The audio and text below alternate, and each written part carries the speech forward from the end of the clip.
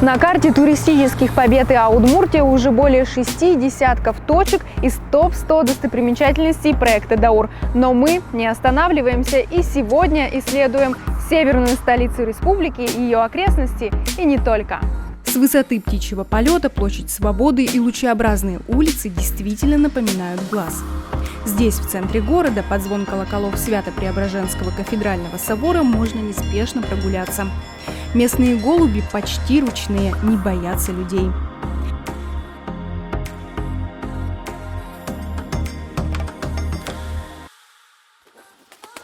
Если окажетесь в Глазове, обязательно посетите Иднакар.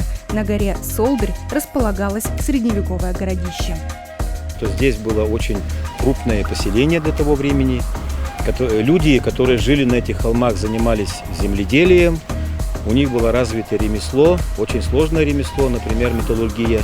Раньше Иднакар омывала полноводная река, по которой сплавлялись торговые корабли. О том, как жили местные, можно судить по находкам.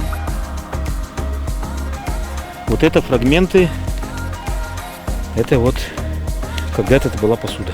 Такая грубо сделана, понятно. Вот она буквально под нами идет слоями. Если повезет, можно найти с картинками.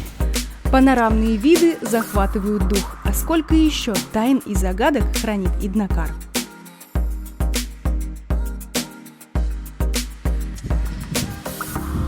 Здравствуйте, гости дорогие! Здравствуйте, пожаловали к вам. Добром, али со злом? С добром. Добром, тогда добро пожаловать.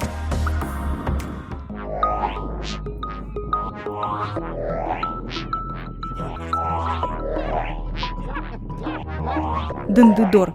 По ту сторону ворот на нас напали загадочные существа. Но, несмотря на грозный вид, они оказались безобидными. Да и бояться нечего, ведь с нами удмуртский батыр, который и провел экскурсию. У нас на территории парка порядка 30 объектов, и каждый из них основан на том или ином мифе удмуртского народа. А еще здесь можно полетать на массивных деревянных качелях, взять интервью у мифических обитателей парка, познакомиться с легендами и просто отдохнуть.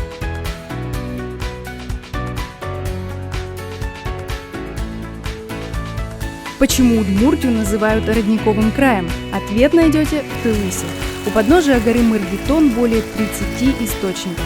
Здесь вы можете набрать воды, познакомиться с культурой бессермян, посидеть на волшебных камнях, побить в колокол на счастье и окунуться в купель. Раз, два. После охлаждающих ванн самое то полакомиться табанями из печи.